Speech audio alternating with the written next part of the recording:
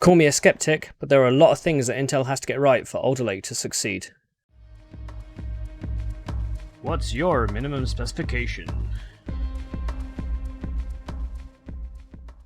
You're watching a video sponsored by me. Thank you very much. If you really want to help out everyone on YouTube, then get YouTube Premium. Otherwise, patreon.com/TechTechPotato. It really helps out the channel. So in the course of the past week, I've been on a podcast with Tom over at Moore's Law is Dead, and a large part of the conversation was geared towards Intel's next generation core design, Alder Lake. Now, Tom pointed out that I was very, very skeptical, probably one of the most skeptical people he's ever seen about Alder Lake. And I'd like to put some of my thoughts to camera just to tell you exactly why I think the way I do. For those of you who don't know, Intel's current landscape of processors is as follows. At the ultra mobile end, we have Intel Lakefield. Lakefield is a hybrid design featuring 1 core and 4 Atom cores. It's kind of like what they do in mobile. You have a high-powered core and high-efficiency cores. Apple M1 is a similar sort of design. Now, Lakefield is a test driver chip for a technology from Intel called Foveros. It's essentially 3D die-to-die stacking. And that is a 1 centimeter squared chip combining 22 nanometer and 10 nanometer in a package that ended up in 2 systems, the Samsung Galaxy Book S and Lenovo ThinkPad X1 something or other. In the laptop space, Intel is currently riding high with their Skylake platform built on 10 nanometer. With 4 cores, Xe graphics, and soon to be launched we have Skylake H up to 8 cores. These are Intel's latest Willow Cove cores built on 10 nanometer Superfin. In the desktop, Intel just released their latest Core 11th Gen Rocket Lake processors. The processor itself is a 14 nanometer design, but the cores inside are called Cypress Cove, and they're based on the same cores inside Intel's 10 nanometer Ice Lake, just backported, retrofitted to 14 nanometer. I've got a video all about Rocket Lake that you can watch up here. So now we move on to next generation Alder Lake, Intel 12th generation, if you will. Intel has shown off Alder Lake at CES, and they showed a system running Windows. It was in a kind of desktop, but you couldn't really see whether it was mobile or a desktop processor. The board was very basic. It was, just a system that they got up and running. But before we go, I want to give you a sneak peek of our next generation processor, codenamed Alder Lake, coming to market in the second half of 2021. Coming to market in the second half of 2021.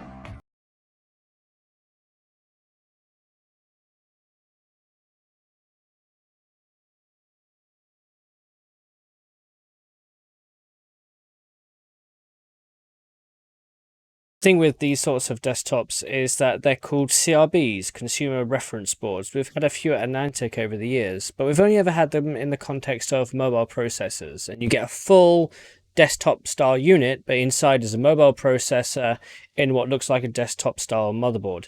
This is why we can't tell whether what Intel is showing off here is a mobile chip or a desktop chip. Now, Intel has stated that Alder Lake will be for both desktop and for notebook. We've recently discovered that Intel is going to be relaunching Skylake Refresh later this year for notebook, so we might see both desktop and notebook for Alder Lake coming by the end of the year. However, I'm a bit skeptical because there are lots of barriers to making Alder Lake work properly. So what do we know about Alder Lake?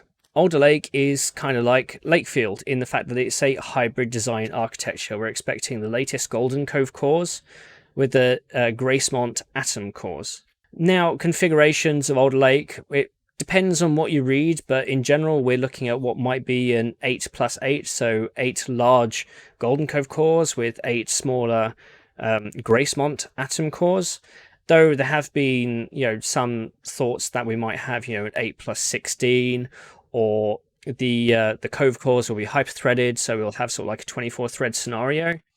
And this can cause a lot of problems on a platform side. I'm going to go through some of those problems with you. So we do know that the new Alder Lake desktop processors at least will be 1700 pins, LGA 1700, rather than Rocket Lake, which is on 1200. This is 500 extra pins. Now, you don't normally add that many pins general generation unless you're increasing the amount of memory channels. But we're on the understanding that Alder Lake will still be the same dual channel design as before. So what exactly is going on here?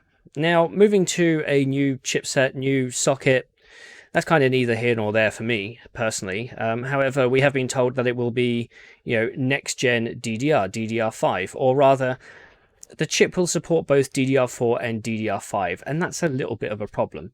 Now, that in itself isn't new. We've had platforms before take two different DDR designs and combine them into a controller that can support both. Thing is that when you power on a system, you only support one or the other. The system detects whether you're running one DDR controller or the other DDR controller, and then it just aligns everything down to the one that you're actually using. Now, when it comes down to motherboard design, typically motherboards will only support one DDR architecture or the other. So Skylake supported both DDR3 and DDR4. However, all the motherboards that came to market were essentially DDR4. There were some DDR3 motherboards out there. They were mainly for enterprise and commercial use because some customers wanted to retain the use of their DDR3.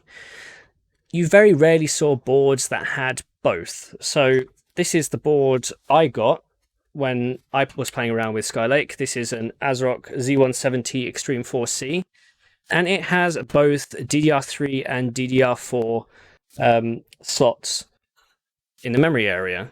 And the point is, you can only use one of them at once. The system would be able to detect which one you're using, and if both were occupied, then it just wouldn't post at all. We're on the understanding that Intel is recommending motherboard manufacturers do the same as they did for Skylake. You either do a DDR3 board, or in the case of Alder Lake, you either do a DDR4 board or a DDR5 board.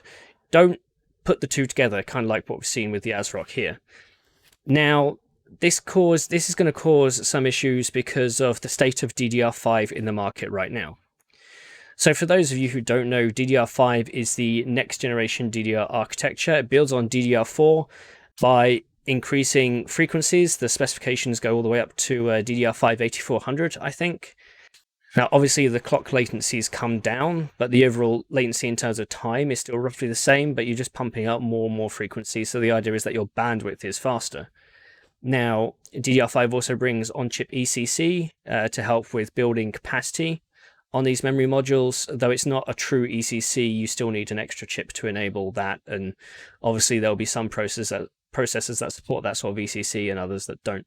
So motherboard manufacturers either do DDR4 or DDR5 boards. You have to think, well, what is the state of play with DDR5 in the market when Alder Lake is going to be launched? Now, I've been tracking DDR5, for the last couple of years. We first saw a DDR5 module from Samsung at an event, 2019, I think, and that was kind of like DDR5 4800, I believe. Now, usually when there's a move to a new memory architecture recently, it's mainly focused on the commercial and enterprise side before it comes down to the consumer side. So your Xeons, all of your high-end enterprise chips tend to be getting that sort of DDR controller first before the consumers do. Now, the DDR5 market is still very immature, still very young. I believe I read a report that said that the market for DDR5 will be only 10% of the market 2021 as a year as a whole. And it will only be like 2024 where we'll actually see half the market be DDR5 versus DDR4. There's still going to be a lot of DDR4 legacy market still to go. So if Intel launches Alder Lake by the end of this year, at the end of 2021, we might be in a situation where there is still no DDR5 for consumers to buy, for me or you to buy. So that means that motherboard manufacturers have to decide whether to make a DDR4 board that only supports DDR4 and runs off current generation DDR4, or they build a DDR5 board that nobody can use, or they have to literally ship the board with memory to use when you buy your CPU. And that's going to be a very weird situation. This means most motherboard manufacturers will probably go down the DDR4 route to get those initial sales. But now, as a consumer, you're buying an Alder Lake CPU with DDR4. Now, there's no growth in that platform. you're not future proofing yourself for next generation memory. For the processor aspect is slightly different, but you're kind of buying yourself into a corner. If you're going to buy that new platform, you might as well buy it with the newest memory, because then as the memory controller gets firmware updates, as the memory itself updates, as we saw with DDR4, it started off at DDR4 2133, and everybody's at DDR4 3200. DDR5 is probably going to be along the same lines, so that will slowly build up over time as well. Now, with processor support, with Skylake and with Kaby Lake, both Skylake and Kaby Lake technically supported DDR3. That means that Alder Lake and next generation is what? Raptor Lake. They both have to support DDR4 as well as DDR5 as well. This takes up a little bit of die space, though I suspect it to be negligible. But nobody wants to be the person who's sitting on a Raptor Lake processor, an Intel 13th gen processor with DDR4, when everybody else has DDR5. The recommendation just has to be at that point to wait until the DDR5 market is ready to sell to consumers, and that you're going to be prepared to buy both more expensive DDR5 motherboard, latest and greatest Alder Lake processor, and then probably what's going to be pretty expensive DDR5 memory. Otherwise, you're going to be moving to a platform where all of that is kind of one step behind what the platform is envisioned to be. So back with my discussions with Tom, I said I would be very surprised if Intel launches Alder Lake desktop this year in 2021, given the state of the DDR5 market. Now, given, like I said, that Intel's already said they're going to refresh Tiger Lake, this means that the mobile version of Alder Lake might be pushed out further than I think, so desktop still might be coming first. I don't think it's a good idea for Intel to push Alder Lake out when DDR5 isn't yet into the market. I mean, it's kind of a chicken and egg situation with these things. But with Skylake, it was managed really, really well. I mean, how many people with Skylake DDR3 motherboards are there out there? Next to none, unless they're, commercial use cases. So that was handled quite well, and we had an ecosystem of DDR4 ready to buy, even though it was, basic DDR4. But it was still a manageable process. Now the question is, how does Intel manage that process if Alder Lake is ready before DDR5 is ready? So moving on to why I'm skeptical about the processor itself. As I mentioned, this is using Intel's hybrid technology. We're taking the big high-performance Golden Cove cores and the smaller, high-efficiency next-generation Atom Gracemont cores that are meant to do background tasks. In ARM parlance, this is, their dynamic setup. Some people call it big.little, though I'm lamented to use that phrase because that's specifically for ARM. This is a heterogeneous design. Whenever you see heterogeneous processor, this is what we're going to be talking about. Intel's going to call it hybrid technology. So with a hybrid technology design, there are multiple factors that go in, especially when it comes to using Windows. And we see this on the mobile side as well. Windows expects every core to be equal. It expects a homogeneous design. It expects every core to have roughly the same performance. It expects every core to have exactly the same instruction set support. Now, we've seen hacks to the Windows scheduler over the years. We've seen hacks for Bulldozer to make sure it uses one thread per core to get the peak performance. Then we've seen with Turbo Boost Max 3. So with my current 6950X that I use as my daily driver, it has Turbo Boost Max 3, and with the software before the driver was rolled out in Windows updates, you could select the programs that got that priority moved to the peak cores. And then when AMD came out with their chiplet designs, you have, scheduler kludges to try and make sure that you get the best out of the processor and where the threads have to go.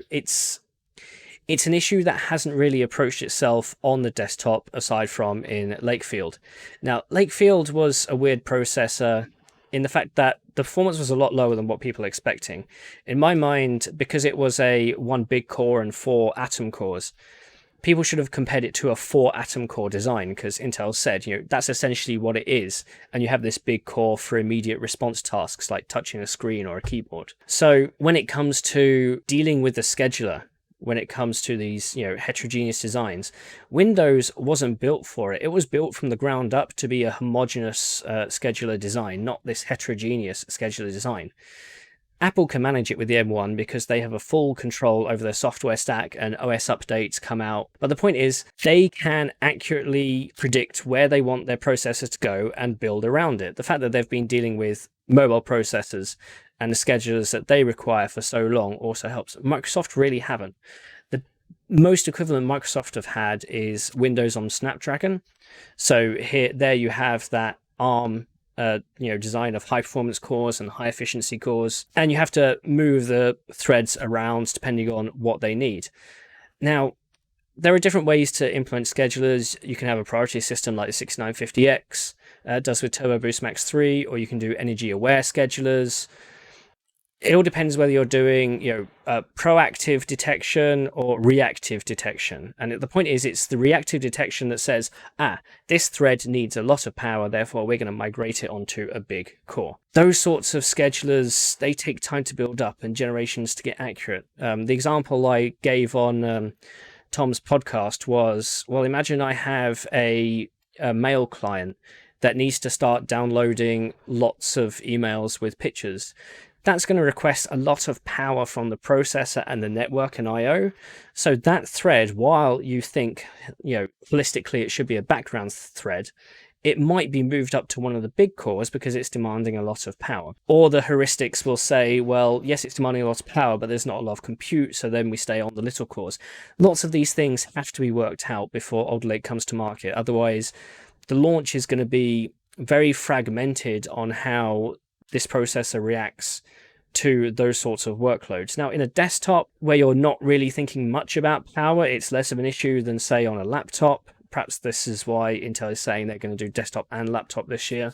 Which one comes first? I'm still undecided, but at least on the desktop side, they won't necessarily have the power argument per se. Now, when it comes to instruction set, this is going to be a key critical aspect to Alder Lake. Because you've got big Golden Co cores and the smaller Gracemont cores, when Windows is running a thread, like I said, it assumes, essentially the base level assumes that it's all homogeneous, that you have access to everything at every level. If you have one core that supports instructions and the other one that doesn't, say AVX512, you've got your big cores with AVX512 and your smaller cores that aren't.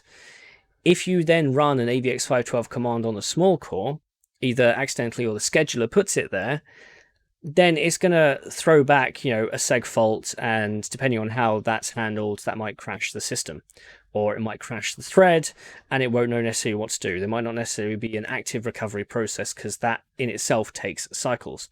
So the easiest thing to do is just to cancel out all the special all the special instructions that your high performance core has, to keep it a level playing field regardless of whatever thread is happening. That's what happened with Lakefield. We've also seen that on the mobile side. It's more manageable on mobile in the sense that, at least in Apple's perspective, because it manages the whole software stack, it can do that. Whereas Intel and Windows, they don't know what software is coming because you've got so many years of x86 being in the market. Some of it will be accelerated for different instructions, some of it won't be. And there's no easy way to detect whether an instruction that works on one core but not the other is put into a thread that should automatically put in that core before it actually gets assigned a core, if you get what I'm saying. You can't put a car in a specific high-speed lane if you don't at least accelerate it a little bit to see whether it's high speed, because you don't know what sort of car it is until it starts moving. Maybe that's a bad analogy. But the point is, the easiest way to deal with that is just to cut all those special instructions out. And this is kind of what I said when I said to Tom, these Alder Lake processors, I've got a feeling that the review is going to be different whether you consider it as an 8+8 chip, so you've got 8 big cores and 8 small cores, or an 8+0 chip where you've only got 8 big cores. Because when you've got 8 big cores, you can have all the AVX512 and all the security, all the additional instructions that those cores can support, because you know the other 8 smaller cores are disabled, turned off, nothing's ever going to run on them. This is a situation where we might see desktop processors, in order to get the peak performance out of your desktop processor, you might just disable those smaller cores. or we might see that the lead processor for desktop will have those smaller cores disabled, or there'll be some mix and match to do with overclocking, and maybe the overclocking SKUs won't have the smaller cores enabled, so you can actually overclock them. It depends on how Intel is managing the power islands between the cores, and usually the big cores have separate voltage frequency islands for them, and then maybe the small cores will have an all-in-one. How Intel will manage that, we don't know until they start talking more about Alder Lake. Now, when it comes to obviously mobile processors, these higher efficiency cores, I definitely see more of a aspect there when we're trying to drive lower power consumption for background tasks. Again, it requires a scheduler to work. It makes me think that maybe we'll see, say, the 15-watt processors might be the sort of 8+8 design, but then the 45-watt processors might be 8+0, just to make sure they get the maximum power, all the features of AVX 512, and we'll see how that goes. Truth be told, though, regardless of what AMD comes out, whether that's still Zen 3, whether it's Zen 3 Plus, whether you believe that's coming, or Zen 4, AMD is still going to have 16 cores, at least on the desktop, to Intel's 8 big cores. If they have 8 small cores, or even some leaks are saying 16 small cores, how many big cores would that be equivalent to? And there's going to be a lot of interesting testing that goes along with that. But if AMD is still rocking 16 cores at the high end, you have to think, where exactly is Intel going? Where is Intel going to be positioning its Alder Lake processors, especially when Comet Lake is still 10 cores for a desktop processor, and Alder Lake might only max out at 8. On the mobile side, obviously, it's a little different. We've got AMD's APUs, and if those go up against an 8+8 Alder Lake design, then that might be more interesting than it actually appears. Overall, the top of this, regardless of scheduler, regardless of core count, you've also got IPC increases. People are saying we're looking around about 20% IPC uplift for Alder Lake. I don't know that. I can't confirm that. I've not seen anything for that to be the case. The question I want to put to these people is, okay, 20% IPC is great. Now, tell me how they're getting 20% IPC. Are they just making the execution ports wider? Are they adding in a more load store ports? Had they split up some of the execution ports? Are they mixing around the AVX 512 because there's some high bit multiplication, low bit multiplication? Are they making the reservation stations wider? Are they making the buffers wider? Is the micro cache getting larger? What's happening with the branch predictor? Are we getting more branch execution paths? Everybody who says, oh yeah, plus 20% IPC, plus 10% IPC on an unreleased product, I always want to go back to them and say, how? Just tell me how that's happening. Is the cache structure changing? Are we going from a 12 cycle L2 to an 11 cycle L2 or to a 10 cycle L2? Is the L1 still 5 cycle, or is it back down to 4 cycle? This sort of thing that never gets answered in so much of the commentary around Alder Lake. That if you're going to tell me that there's 20% IPC in these Golden Cove cores, at least tell me what's happening at the fundamental core level. Otherwise, your leaks to me mean nothing. It's just hokey pokey until actual designs of the fundamental core happen. So if you're somebody who goes around and says, oh yes, Alder Lake will be plus 20% IPC, please, I beg you, refrain from saying that until you actually see the core design and tell me where the IPC comes from. If you already know, please do reach out, and we can obviously discuss whether it actually is a plus 20% IPC, or maybe it's more than that. Don't get me wrong. Intel does plus 20% IPC. That's great. Though, just tell me how. So all of this with Alder Lake, this is what makes me skeptical. It's not only have we got the scheduler, not only have we got the DDR5, also the product positioning. Now, on the DDR5 front, when AMD moves to DDR5, that's also going to be an issue for them, whether they're going to have, that Zen 3 Plus kind of half platform that's going to come along, not sure. But the point is, when these platforms move to DDR5, they're going to have to be able to support DDR5 out the gate, and there's got to be the market for DDR5 to support it. I don't see a situation where Alder Lake comes out with DDR4 to begin with, and that's a platform worth recommending. Because if DDR5 is right around the corner, then we would tell everybody to hold off. That means all the motherboard manufacturers who are designing DDR4 boards, they're going to be selling small amounts until DDR5 comes along. And truth be told, I really hope that those DDR5 designs are motoring along, such that when we get time to launch, they're ready, and after I guess, usually another couple of months of new memory updates, they'll be ready. Now, you could say DDR4 is more mature, therefore could be a more mature launch to start with DDR4. But then again, if you're getting an LGA 1700 motherboard and you want to put in the next Core 13th gen processor in afterwards, you don't want to be languished with DDR4 on that platform. You will want DDR5.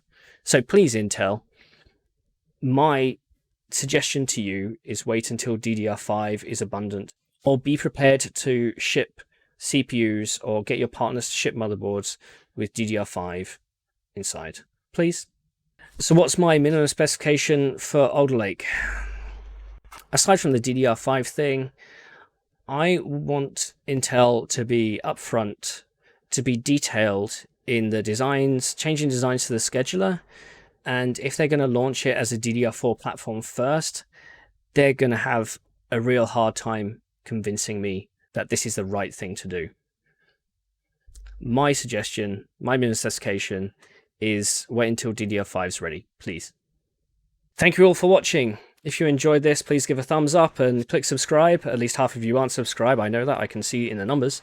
But if you didn't like it, please leave a comment below. Tell me what I can do better. And I hope you're enjoying some of the new logos and stuff. This is really fun.